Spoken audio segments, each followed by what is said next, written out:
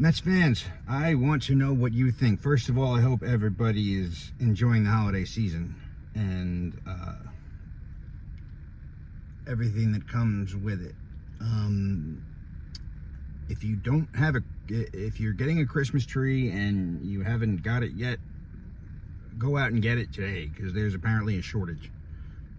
I was just told that the ones they have are the ones they have. There aren't any. They're not going to order any more because there's no more to order. But I digress, as I've been known to do. I wanted to. I had an idea, and I was curious as to what you guys thought. Now, the winter meetings start next week, and it's no secret that the blue and orange have some pretty serious work cut out for them. I can't be the only one that cringes when I look at the slated starting pitching,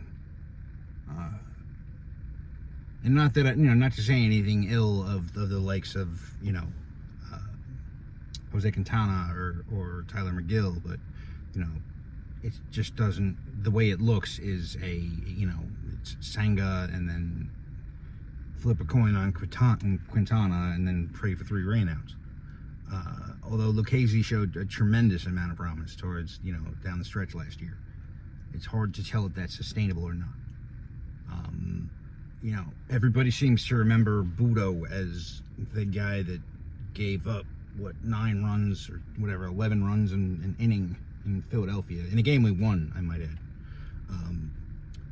But he showed, I think that he kind of tips his off-speed pitches a little bit and may need a little more seasoning. As far as populating the pitching staff and the ERA, and I had an idea that I thought was worth mentioning. Matt Chapman is a free agent, and I believe he's got some draft capital attached to him.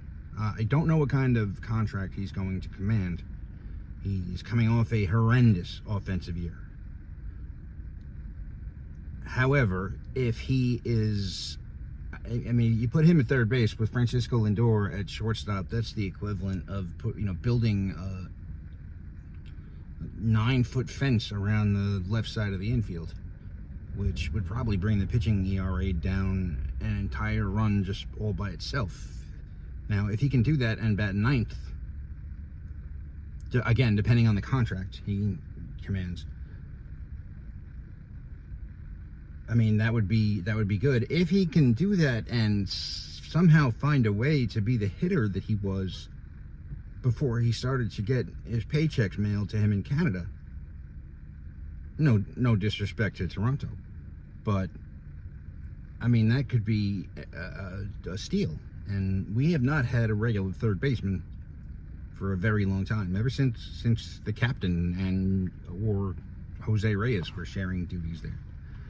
So the other thing that I think that accomplishes is, I do see tremendous promise in Brett Beatty and Mark Vientos, and the 4-headed third baseman of the future monster.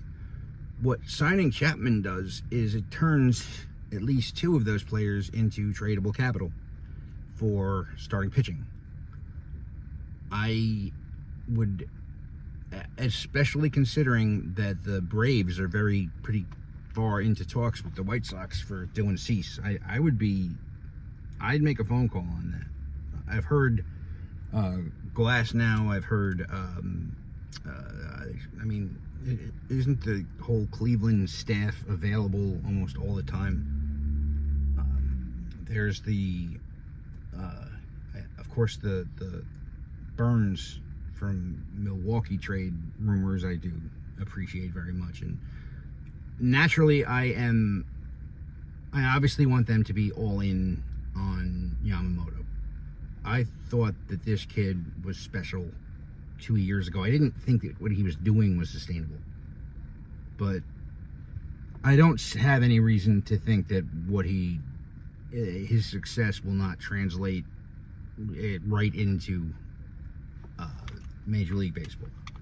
So, but I think with Yamamoto and Senga at the top of the rotation, we're still looking a little bit thin at the bottom. And so, depending on who becomes available, I would very much make it a priority to make a trade for someone, or at least be involved in trade talks with somebody, like I said, Dylan Cease, Burns.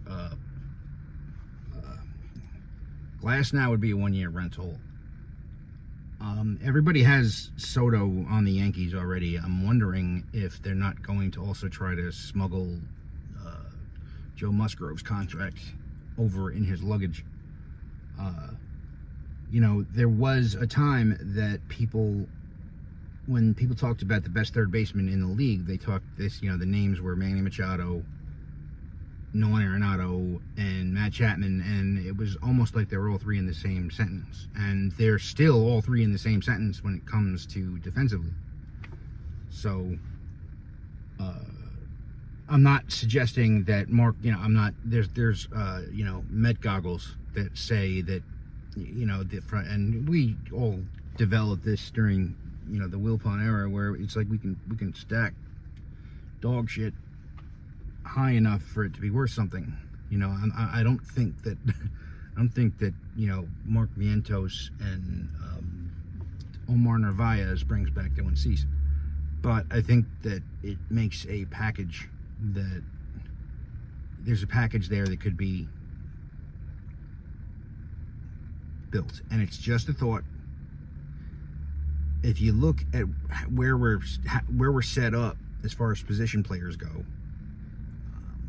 if you get it all depends on, if Mauricio is the everyday second baseman, then McNeil is the everyday left fielder, and we wait for Drew Gilbert and or Luis Angel Acuna. We don't even know what position he's going to play yet.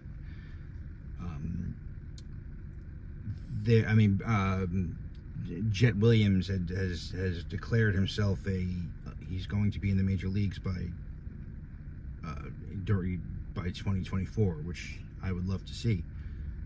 I don't know what his everyday position is yet either. So it's interesting, and this is interesting is the word I'm going to sort of coin, because this is probably the most interesting offseason I've experienced in a long time.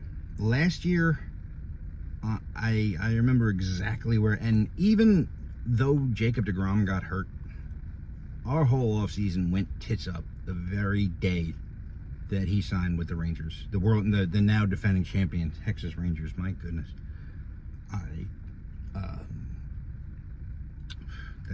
that's a tough one to swallow.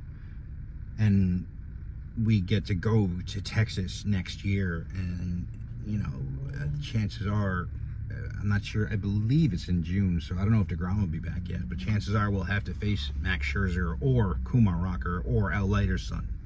Yay. So I like the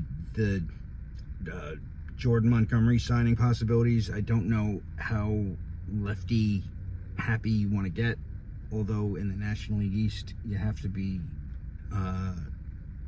Harper, Olsen, a handful of others conscientious. Anyway, I wonder what you think, and let's go Mets. Most importantly, again, everyone have a great holiday season, and Merry Christmas, Happy New Year, Happy Hanukkah, happy what you celebrate. Stay being you, and let's go Mets. Crash out.